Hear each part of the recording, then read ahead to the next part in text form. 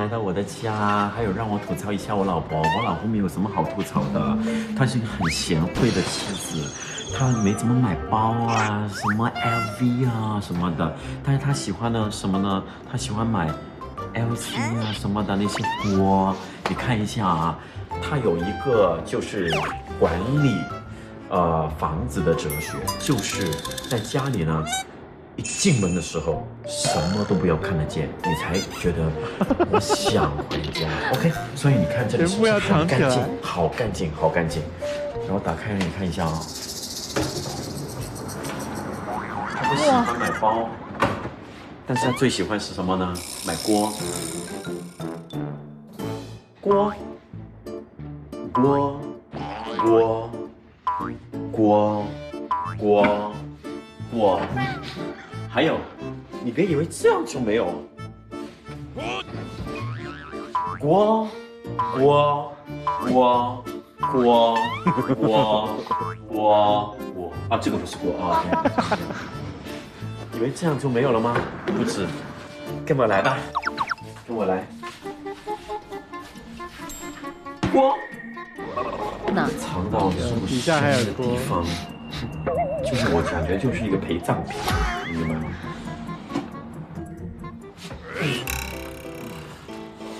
不是假哦。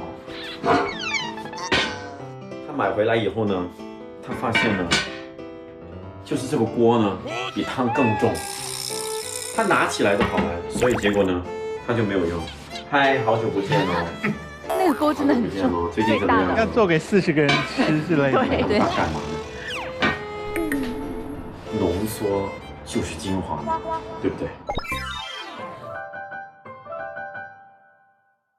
请看一下我们这个衣帽间吧，这边我的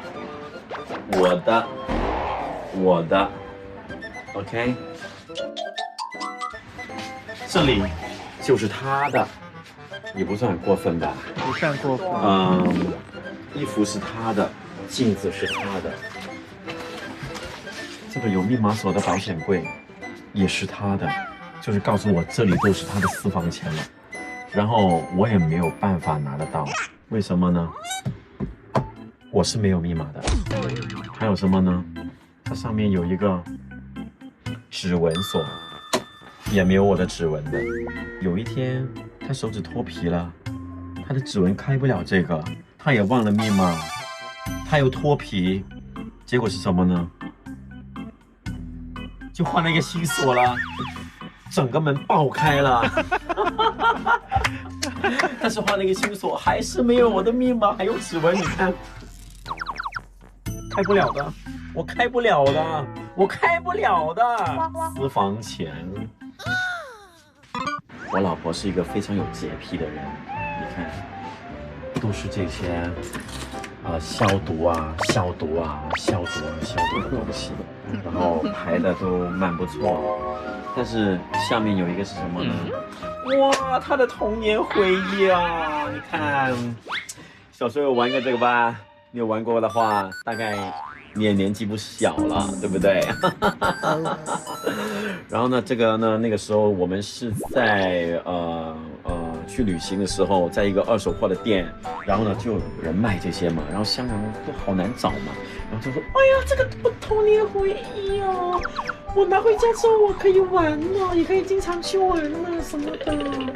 然后买回来之后，没有一天玩过，应该有人想玩吧，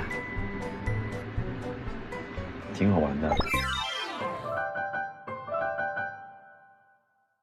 这个就是我跟亚楠的婚照，这个照片也是非常的漂亮，非常有意思，把我们两个的关系这好厉害啊，感觉啊、爱情啊、人生啊，所有事情就放在这个照片里面。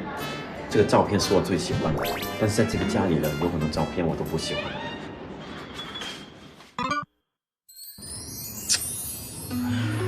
哇，太浪漫了！这个我也非常喜欢的一个照片呢，把我拍得那么帅，把他拍得那么美，然后就是我们爱情的见证。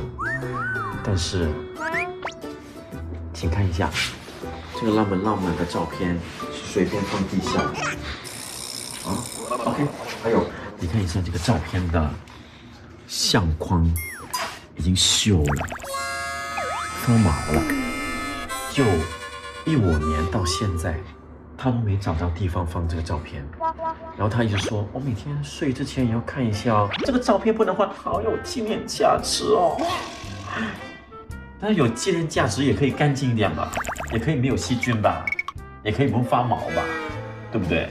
你想再换一个之前，麻烦你找到一个地方把它放好 ，OK？ Hello， 大家好，我是亚楠，欢迎来到我的家。这是我老公的鞋柜。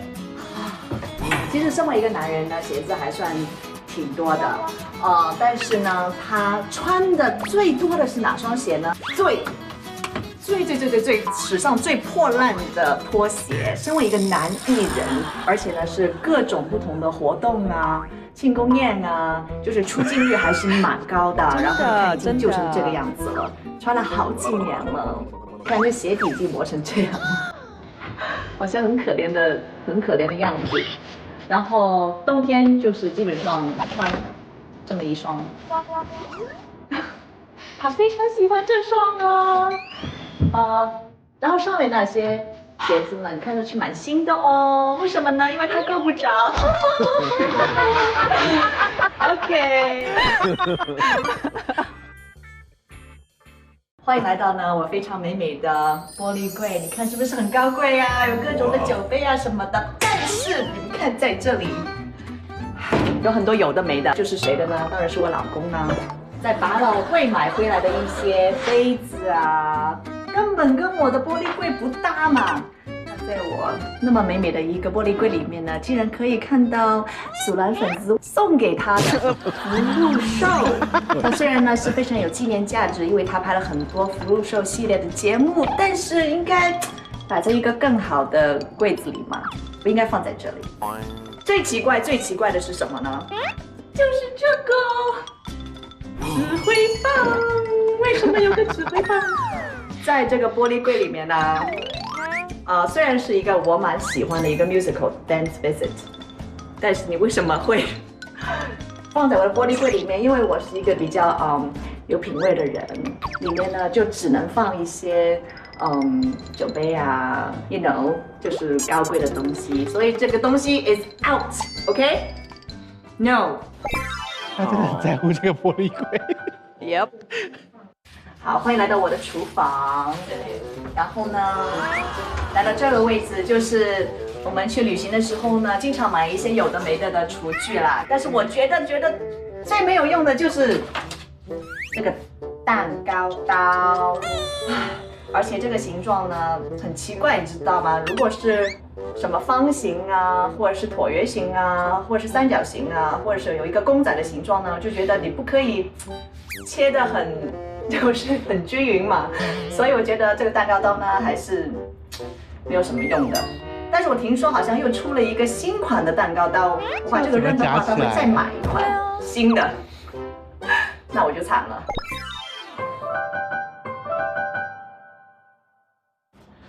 好，我们来到这里了，就是我们的环保大使王祖蓝先生，他非常热爱环保，所以呢就买了很多厨余机，这已经是他第3部厨余机了，因为之前2部呢都不好用，而且坏掉。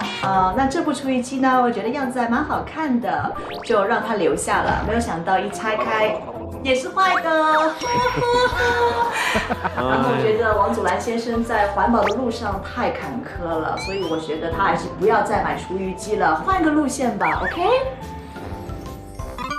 接下来这一步呢，是祖蓝应该会恨死我的，如果我把它捐出去的话，因为他非常的有童真，他很喜欢在家里开 party， 而且呢，请大家吃雪糕，这是他买的第2部雪糕机。第1部呢是超大型的，就是有3个这个口的。那给我吐槽之后呢，他就买了部小一点的，但我觉得还是很占位置啊！你看我厨房啊，多么的有品味，多么的美，然后就突然之间有一部那么大的雪糕机。所以我还是要把这部雪糕机带到现场。I'm so sorry。啊？哦，欢迎。努力演，努力演。哦，他们从出场就牵着手哎，我们好恩爱。我们很恩爱，我们很爱的。I love you。哦，你连这个也要演呐？欢迎两位。欢迎！哇，小时候就看你了，你说什么？等一下，你说什么？说偶像。你明明跟我一样大，你在那边没有，其实你比我还年轻那个样子，但是我真的小时候就看你了。就你最后那句别说就 OK 了。你作假。那是真的呀，我们两个节目都多久了？那你也小时候就看他，也有看啊。我出道比你晚，我小时候看你节目的。哎呀，好，这对夫妻今天非常大方的到我们的节目里面来，容许我们去拍他们的私人空间跟私人物品之外，祖蓝兄呢非常大方的要求 S 跟我要多问犀利的问题。他们说他们作为被人膜拜的完美夫妻是没有办法被攻破的，就是我们绝对找不到漏洞。太完美了。对，你是我心目中最好的。我希望你今天能够笑到最后。好，如果他们这么完美的话，我们的温度计就没有发挥的余地，100度就涨不上去了。对，这里都不够，不够，我们打可以一直上，我们打用可以一直上画的好了。啊，你们是整集都会这样手握着手是吗？啊，要继续演吗？不用啊，可以放松，可以放松一下。需要帮手吗？哦，是给了钱的。那他们作为这个膜拜夫妻，我不知道是一开始就，难道结婚前就有人知道我们两个结婚会100分吗？不可能。所以他们两个是，你们是不是一直到各个节目去表现出你们有多恩爱？不是我们表现，是大家觉得。你们如果没有做出什么事，别人怎么会觉得？那肯定第一个就是，很多人都说就是身高嘛，就怎么可能他会选我呀，我又能追他呀这种。哦，外形。对，还有就是我那个时候真的只是一个儿童节目主持，10几年前一个收费电视台呀，就全香港只有几10户，就是很小咖就对了，是不是？对，所以那个时候突然之间大家有感觉，大家就真想不到。你是一个对别人的儿童有耐心的人吗？我对儿童特别有耐心，所以小朋友大哭在地上这样，哇，我不录，我不录。我有方法的。怎么办？不能跟他说不哭，就比如说跟他玩个游戏之类的。看我左手你就闭嘴好不好？你看我右手你就继续哭好不好？要跟他玩游戏。对，他就会然后慢慢你递这个手，他可能就不哭了，他就会笑了。对他，反正让他知道那个不是要强迫他做这件事。所以你太太哭的时候，你也会这样吗？我太太哭，我2只手都举起来了。就没有太太有被你太太有哭过吧？有哭过。哎 ，S， 我问你，你先生会知道你上一次哭是什么时候吗？哦，不会，因为有的时候不是在他面哭。祖蓝兄，麻烦你到我这边来好不好？好。哎，小本本借一下。祖蓝兄，我们有一个小本本哈，上面需要写一些答案，所以呢，你不要说出来，写出你太太上一次哭的时间，好不好？不要看她来。哎呀，我的妈呀！哦 ，OK。你那么爱他，你一定非常了解他吧？这么久。对哦。然后从这个到现在都没有再哭过。如果不是这个的话，那就可能啊，没关系，不怎么完美。不要紧张嘛，不要这么压力大。我们就分手吧。亚楠，上一次哭是什么时候啊？很久了，应该是去年12月吧，是在坐月子的时候。是产后忧郁吗？也不是很忧郁了，就是偶尔有一次半次遇到了一些事件，他承诺他那一天可以来陪我，但是说，哎呀不好意思，我要去庆功宴，不能来了。去庆功宴？老婆生完孩子，你还有心去庆功宴？那你不是膜拜夫妻吗？那个我是男主角啊，你不去也不好啊。那个你也是男主角吧？不然你那是男配角吗？她才是你人生中的女主角，OK？没有，但是不是这样的，你要听我说，因为本来你知道我生完小孩的女人会有多脆弱？我知道，是的但是真的所有人，我们做那个舞台剧已经做了好久好久。那天我做一个男主角，还有投资人等等，不去好像有点不怎么好。好，对不起，我要问一下亚楠哈，亚楠，你觉得他写对了吗？我觉得他应该了解我，我觉得他写对了。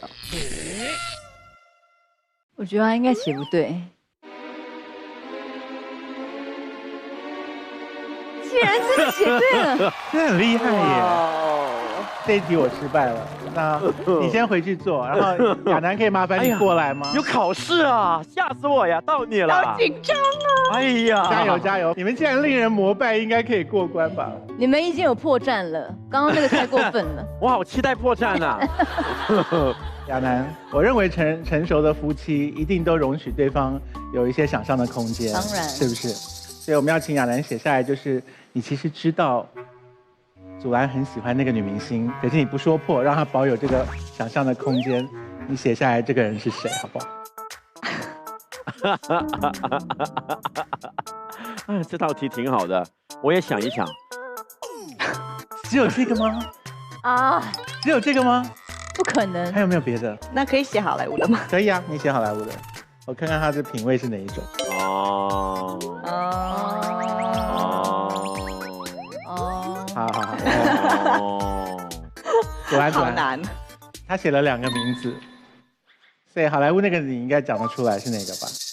妮塔妮伯曼 （Natalie Portman），好，那还有一个中文名字，还有一个中文名字我没料到你会喜欢他。对，啊，中文名字王祖贤。所以你爱过王祖贤是不是？哦，小时候，可是不是王祖贤，是现在你还喜欢另外一个女明星。现在的对，还是很喜欢的。对，而且真的很漂亮。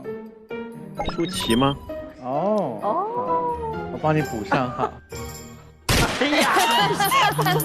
你喜欢舒淇呀？OK，对不起，他写的不是舒淇，麻烦你再给一个名字好不好？对，但你写的不是舒淇，哎呀是另外一个3个字的。 ，3个字的，现在也很活跃吗？超活跃的而且你跟他好像有合作。蔡少芬，蔡少芬 ，OK。 OK， 人家已经结婚了。没有，他刚才跟我说有合作过，原来是这样，王祖蓝。我只是随便说有合作过。祖蓝为什么擦口水啊？还流口水了我呢。喷口水了，不是擦口水了。单身而且还蛮年轻的美女，跟你合作过。玛莎，再写上去吧，写上去，谢谢写。又不是吧？你喜欢的类型还蛮多的呀，有可爱的，没有，都给小 S 忽悠我了。哎呀，好了，谢谢你了，不好意思，麻烦你了。你 range 很宽哎。回家算账，慢慢算。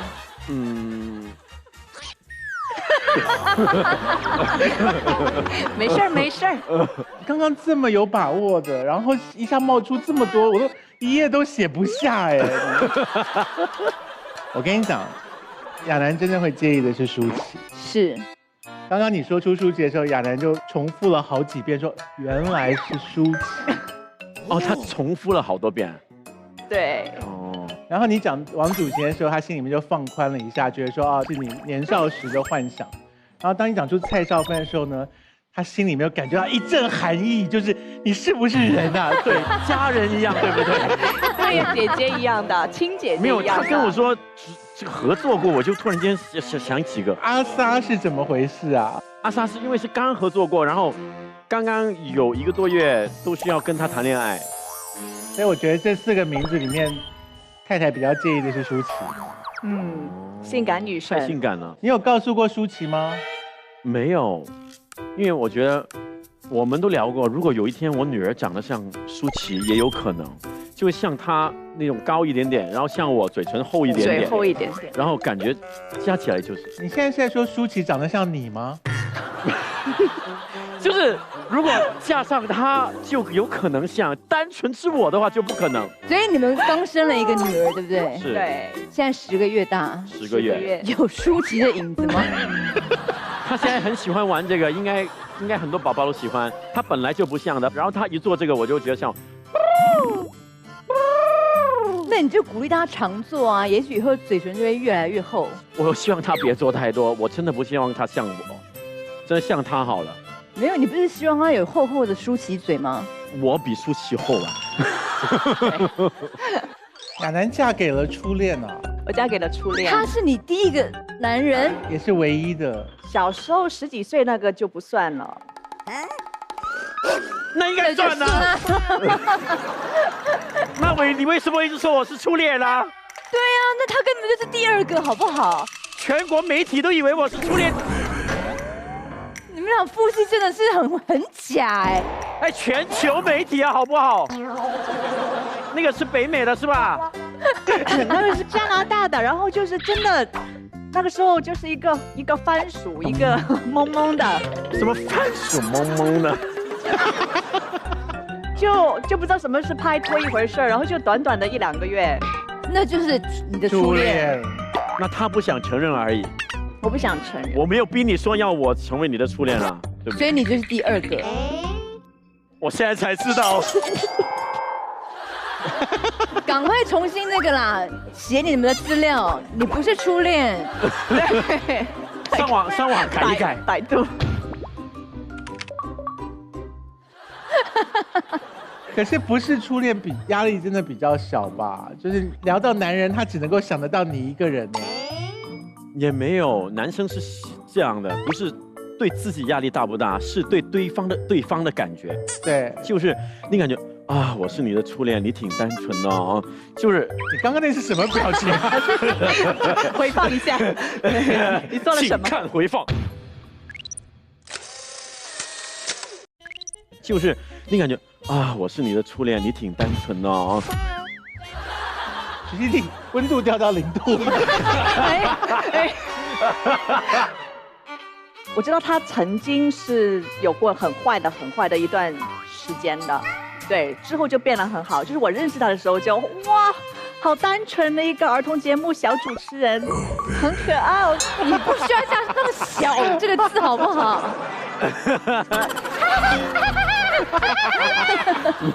就是好可爱，好 cute， 然后就会很想跟他亲近那种，就会他想跟我亲近，你知道吗？对，就不会觉得他会爱上我。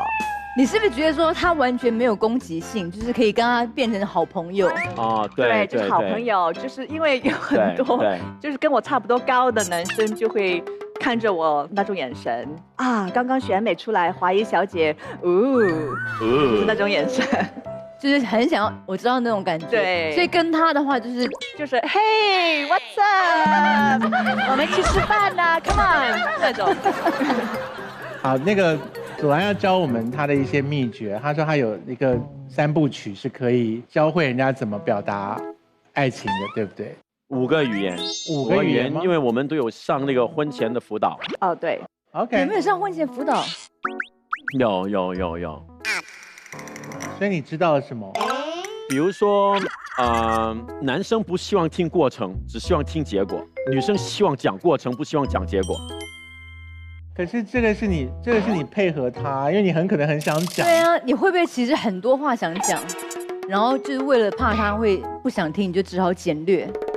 那幸好我也不是一个非常典型的女人，就是我跟一般姐妹一起聊天的时候，就是聊到凌晨3点，然后可能就是他们每个人说2个小时，完了之后我就他只有1分钟，谢谢大家。真的是这样子吗？哦，谢谢。所以你没有很强烈的要抒发的欲望，没关系，不会太强烈。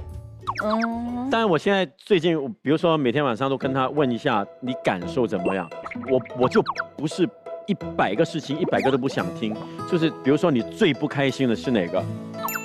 比如说你能解决那个呢，他基本上其他都 OK。刚刚听起来是说你今天只能讲一件事，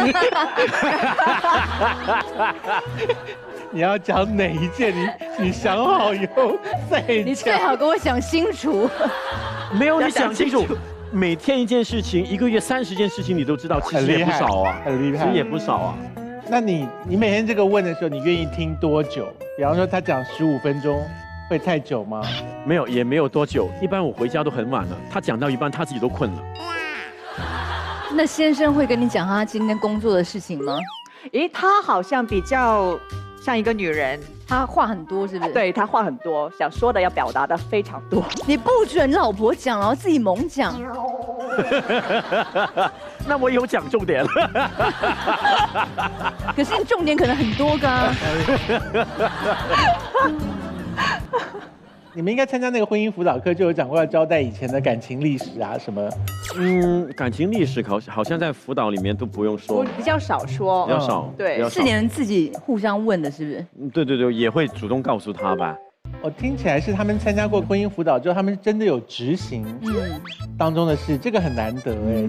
就是我们为了这样子可以将来走更远的路嘛，就是要有一个好的基础嘛。是。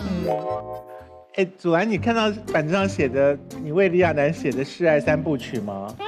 哦，所以祖蓝，你一直为太太写歌是吗？是的，啊，你最近有一个新歌是为太太写的。有一个那个就是为商言写的。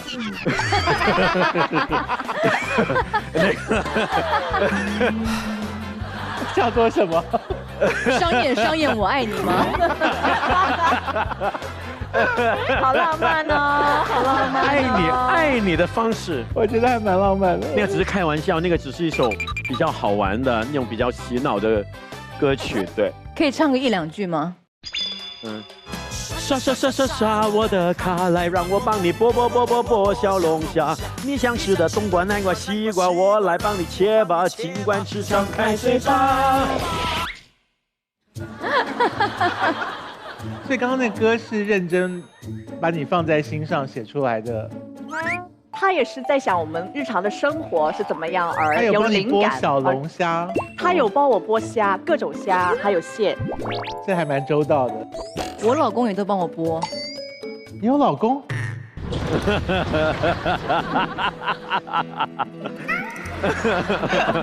这么多年我都不忍心告诉你，你其实没有。我还有3个女儿，我还有公婆 ，OK？ 有吗？有吧？我以为是他太太帮他剥虾了。他太太，我已经帮他做了很多事了，对，你帮他做了什么事？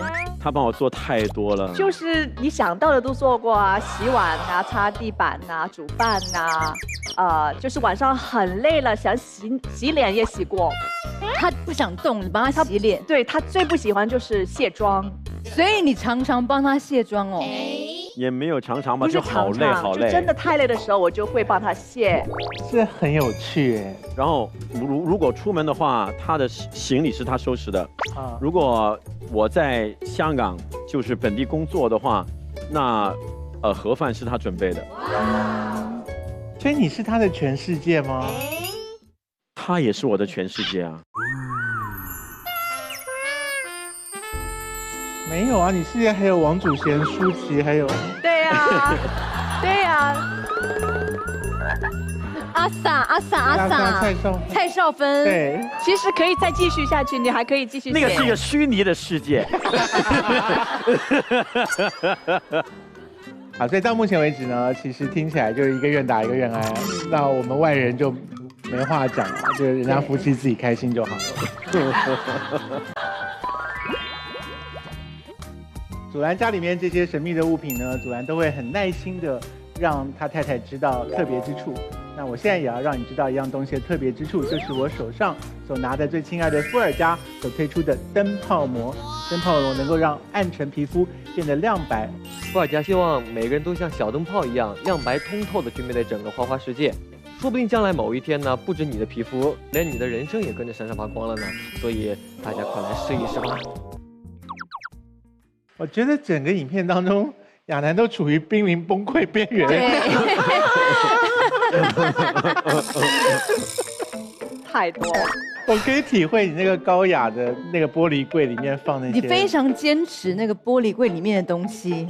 对啊，因为就是也花了不少的钱布置整个屋子，然后玻璃柜也蛮贵的，然后就希望里面的东西都是比较贵一点的，所以里面的杯子都是还不错的杯子，就是有很多都是人家送的，都是蛮好看的。那也不贵啊，人家送的。但是至少是配合那个品味的、啊，配合那个气质 ，you know。然后就突然之间有这种杯子啊，这种什么棒啊，指挥棒啊。你为什么不自己另外找一个柜子放你那些东西？没有柜子了。而且福禄寿放那儿真的很不搭哎。他想扔的，但是我说就人家一个心意，我就不要这样吧。是，我觉得还是不完全不搭吧。你们觉得搭不搭？No。那个百老汇的杯子也是杯子啊。不同风格，哎呦，对啊，就是等于说 fashion，you know。我不 know。你是要讲说百老汇对他来说很重要？对啊，百老汇为什么那么重要？因为我学这个的嘛，然后你是学百老汇的，学音乐剧的嘛，然后我是超喜欢就是去百老汇看音乐剧，然后其实我已经没有其他特别大的娱乐，我就好喜欢一个就是音乐剧，一个就是京剧。这两个就是我自己心里面就是心情会好的，我看完之后，所以我不会买很贵的东西，但是看到这个啊，我就想到那部戏，我就很开心那种。哦。然后你们是不是有说你们 baby 是在看音乐剧的时候怀上的吗？对，还有他出生的那段时间也是我在演音乐剧的时候。他是 Broadway baby， 对。他是一个 Broadway baby， 对。他们俩刚刚一起做了一个动作，我实在也觉得蛮毛骨悚然的。Broadway baby，Broadway baby，Broadway baby。我觉得如果不是演艺界的同事的话，来我们家做客，然后很想揍他们。晚餐期间他们如果这样的话，我一关上门我就大骂，大翻白眼。我跟大 S 一定会大讲特讲他们的坏话。哎，我们来了。我们来你们家了 ，Broadway baby， 他们竟然还叫 Broadway baby。小朋友出现以后，你有感觉到自己成为一个爸爸这件事情跟之前的人生非常不一样吗？也没有说非常不一样，就反而是很多小事情上面就感觉到了。就比如说现在我们来节目来拍节目了，然后我也会在节目后面化妆啊什么的，就肯定会打电话给爸爸妈妈问问他们是那个 baby 现在怎样啊之类的。你已经多久没有用手机帮你老婆拍照了？我之前也不拍啊。他从来没有拍过。不爱拍你老婆的人。我不爱。他不喜欢拍照。可是你太太有很多漂亮的照片放在网络上，她自拍，然后就逼她，哎，我们一起来吧。对，可是你却愿意用手机拍你的 baby。有一些他的第一次，或者是他有时候他不在，比如说他去工作，我就拍 baby 给他看。或者是多拍 baby 给岳父岳母看，所以也不是那种猛拍的那种。不是功能性的都是，功能性的。可是打电话回家去，以前会先问太太怎么样，现在会先问 baby 怎么样。对，以前就是他会赶凌晨的第一班航班飞回来，就是跟我睡一会儿，然后第二天早上又飞去哪里工作了，就是好 sweet 的。现在就是赶着回家要见宝宝，他会不会就是跑去跟宝宝睡，然后不跟你睡？他就是跑去拍宝宝，看到他睡觉的样子，然后很 sweet 的样子，之后就跑去客房睡了。啊，还是去客房啊？所以你现在世界的第一名就是宝宝，第二名是客房。哎，亚楠没有经历过生完小孩以后心情不好的阶段吗？其实呢，生完小孩就是一直那个荷尔蒙会有点起伏嘛，是很正常的。所以我也身边有很多妈妈朋友啦，然后他们就跟我说，就是希望我的爸爸妈妈啦，还有那个月嫂啊，还有我呢，就尽量不要一起在我刚刚生完孩子，那个心情有波动的时候在一起。因为听好多朋友说，因为身边的好多人生了嘛，好多人就说月嫂跟爸爸妈妈是会有冲突的，所以我们尽量避免。但是看见爸爸妈妈眼神看着宝宝，很不舍得，就是那种不舍得想离开。对，很不舍得离开。那你看上去他就是很温柔，就什么都无所谓。但是他这一点我是蛮佩服他的，他就很坚持说这个决定我一定要坚持这样子。然后后来发现原来是真的好，所以稍微要安排一下咯。就比如说，他生之前几个月就让爸爸妈妈来，然后生了之后呢，1个礼拜不够，就让他们，比如说你们回去北美休息吧。如果月嫂只来3个月，那月嫂走了，那他又没有人在他身边，那不如你带月嫂走了之后你再过来，那他就长时间都有人去照顾这样子。所以都分配好了。对对，听起来王祖蓝自己都不在啊。为什么分配中间没有你啊？因为刚好他生之前，我就是刚刚庆功宴那个舞台剧。哦，他还为了，你知道，太太还为了先生要再提早剖腹哎。什么意思？对，就是在演舞台剧的那个时候，就是我的预产期，就是他可能在台上面唱歌的时候，你老婆生了，然后怎么呢？怎么样呢？会唱快一点，所以我就说啊，还是让我老公安心的唱好他的舞台剧，然后就提早剖腹产吧。其实如果真的退的话是可以退的，所以我就问他，你真的确定吗？那结果他就说 OK， 然后我们就定了一个时间，在我现场演出之前，我们就把他生了。他为你做了那么大的牺牲，然后坐月子的时候，你竟然不去看他？我不是看他呀，我的肺啊！就是那一天没有看我。baby 诞生的时候，你在产房里吗？在。你有握住他的手吗？因为不敢。没有，我是说握住太太的手。他呀。对啊，哇，可恐怖了那天。他第一天对，因为我是很怕看血的，他会晕倒。然后医生说准备好了，然后我就随便冲，我说快点，就不小心冲到他要开刀那边，我本来是想冲到头的那边，然后就吓死了，不行，那个气氛是很好的，然后他就播着那个。张学友的《每天爱你多一些》，每过一天，然后我就握着他的手，就这样子。是直到听到婴儿的哭声那一刹那，对，然后有立刻拿到你旁边，婴儿拿到他旁边，但是我都不敢碰，都是他。太软了。对，好像太脆弱。太脆弱，而且那个时候他在做舞台剧，因为他很 emotional， 就是可能第一次做爸爸，他会抱着的时候会哭。但是一哭呢，就对那个声音不好了，对嗓子不好，嗓子不好了，我怕我就不能唱了。对，然后为什么会有张学友的歌呢？那个医生就放一些想要让产妇比较轻松啊，就是 relax 对，轻松。但好奇怪，但是又听到剪刀的声音，那剪刀就这个那种吗？剪刀感觉就是你一边听到张学友。一边听到就像什么呢？就像我们广东那种剪那种牛杂。他真的很喜欢做声音。对。我们有东西在富尔家花花柜里面，我们麻烦航宇。好的，让我们打开富尔家花花柜吧。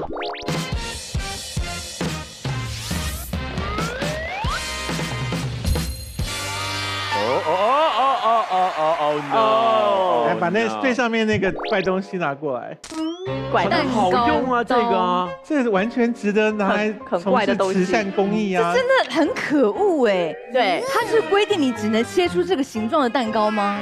是的，但是你可以稍微把它弄宽一点点，或者弄窄一点点，那就形状有一点点不同。可是你用刀这样切，你就爱多大就是。那这个真的很方便的，不方便，很方便的，完全不方便，而且洗起来，你看这缝很难洗到哎。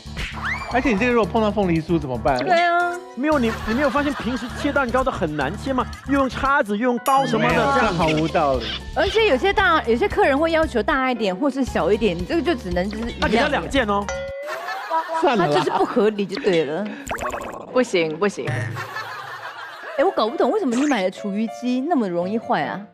第一个，我想要那种厨余机是它可以变肥料的，结果它只是干燥，它烘干之后呢，我就用来种菜嘛。后来种菜呢，它湿了，那老鼠就闻到，然后就翻那个泥，然后后来家里就有老鼠了。所以我就把它，我就没有要了。然后后来第二个呢，就可以变成一个沼气，是吧？哦，沼气。沼气借燃气这种，就变成可以生火啊。我以为就很环保嘛，结果老鼠又闻到，老鼠就把它咬穿，结果我的平台都是那种垃圾的味道。然后后来刚好装修，就让装修的工友都帮我把它拆，不小心一拆，砰！因为里面有沼气嘛，爆炸。就整个平台都是那种，就是腐鱼的臭气。对，腐烂的味道，真的很难闻。然后第三个就是刚刚你看到这个呀，坏掉的那个。对啊，我从美国买回来，一买回来就坏了。还没用吗？还没用啊，一开箱就坏了。要环保就这么难吗？所以你这么在乎厨余机哦？我就相对来说比较喜欢环保，就比如说我就不用那些保鲜纸啊，就我们家里冰箱里面都是一个盒自己带的。然后那个冰淇淋机真的是为了 party 买的吗？真的为了 party 买的啊？真的有办法成功做出来冰淇淋吗？哇，好多时候他们一来就排队了。比如说我开一个40人的 party，4个人都在排队。你开40人的 party， 不止40人 ，sorry， 有时候开80个人，他庆功宴。然后80个人是你在张罗吗？我就是每个人要服务一下，喝什么？喝水吗？怎么样？最近好吗？然后他就说一声，而且要洗机器是最麻烦的。谁要洗？就是他们 party 完了之后，我要晚上洗啊，然后你洗？没。我还有那个阿姨会一起帮手洗，对。我以前还有个大的3个口的，对。那现在可以要求巧克力冰淇淋或者是牛奶冰淇淋。对，还有对 twist 的都可以。那现在因为有宝宝了，就把大的那个拿走了，就放这样一个小的。然后你在 party 里面供应冰淇淋有什么特别的原因吗？特别开心啊，因为大人也好啊，吃冰淇淋就变小朋友了，特别心情也特别好。小朋友来到玩这个也觉得很好玩啊。是，可是你太太就会觉得很麻烦啊，就是麻烦，而且那么大一个 machine 在我的厨房里面。但真的好玩啊，好开心啊。我觉得很开心，我觉得一般。真的吗？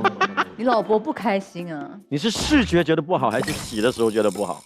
视觉还有洗都很麻烦啊，而且 party 不吃冰淇淋也不会怎样啊。在家里可以吃到旅行的那种软冰淇淋，多开心啊！那我去旅行干什么呢？就家里就可以，带家里就可以了。他们终于开始这样嘞，总算有一点夫妻的样子。亚楠的人性出来了，对啊，你有温度了，你刚刚到了60度，太棒了。Oh, excuse me。我看他们两个这个样子。这一题可能行不通吧？你觉得他太太会好好写吗？哎呦，在考试呢，在考试呢，好我觉得他写得出来。真的吗？那你跟主人聊天，我去请亚楠写啊。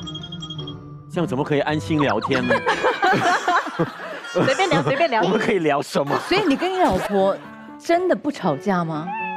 不是不吵架，是她不懂还手。就是一开始我还是有点发脾气那种。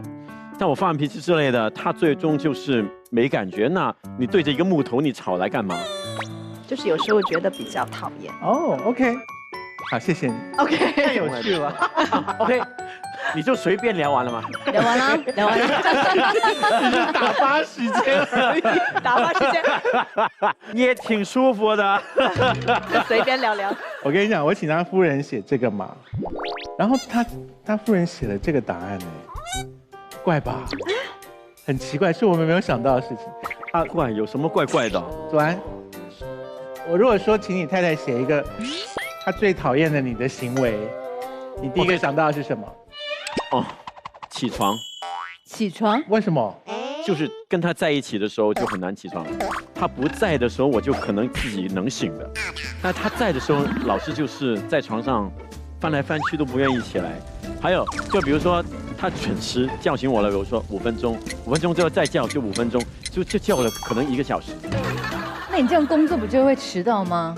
他就会早一点叫我。对，好辛苦，每天从凌晨3点开始叫，就叫到7有时候凌晨点钟。4点5点啊，他都挺惨的啊。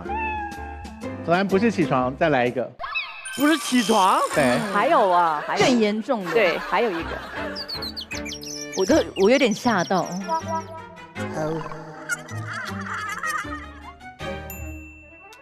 打宝宝。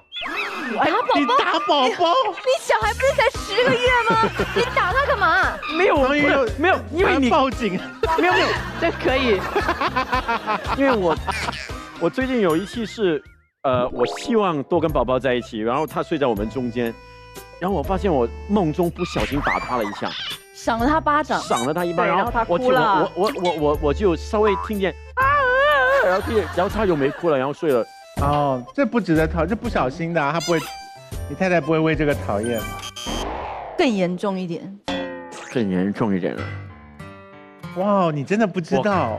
我每天都好晚睡，或者是不跟他一起睡。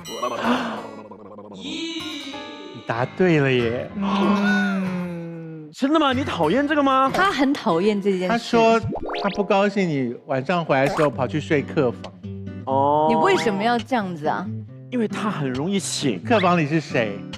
客房里客人呢？他是不容易睡着的那种人。OK，我轻轻把门一打开，他就会醒的那种，就是有一点点光，他就会醒的那种。徐熙娣，我们问这么黑暗的问题，他们给我晒恩爱耶。对呀，想写出这么甜蜜的答案这一题来，失败了。真的超失败的。怎么那么厉害啊？让他们写讨厌的事情，写出这么甜蜜的回答可。是他刚刚有讲说他们会吵架啊。所以有没有哪一次先生骂你，真的把你骂到很气，然后你想要骂回去，可是真的没办法？其实很多时候就会哭，其实他没有错，他就是说的东西都很有道理，但是我就觉得要哭。就比如说，我很有道理，你太有道理了。你掉到零下10度了，没有，比如说就把太太骂哭，这很可怕哎。就比如说我不小心把他的侄女摔到地上了，然后那有没有道理？你说有没有道理？你们家是一个对婴儿安全的地方吗？你们的孩子要不要先不要来我们放到来啊？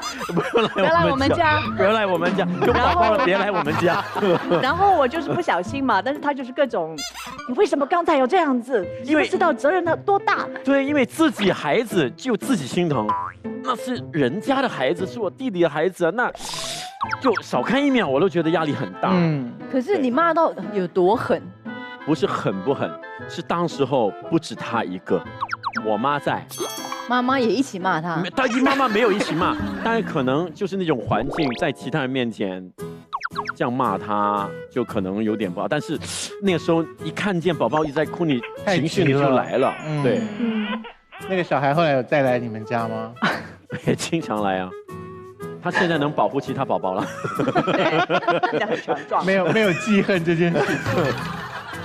好，刚才看了影片之后，然后我们就是替夫人发泄了一些她的抱怨，希望温度应该可以上升一些。看看现在温度到了几度呢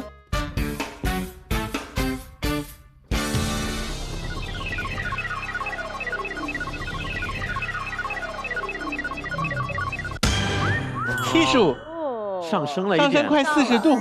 所以刚才是有什么温暖的地方吗？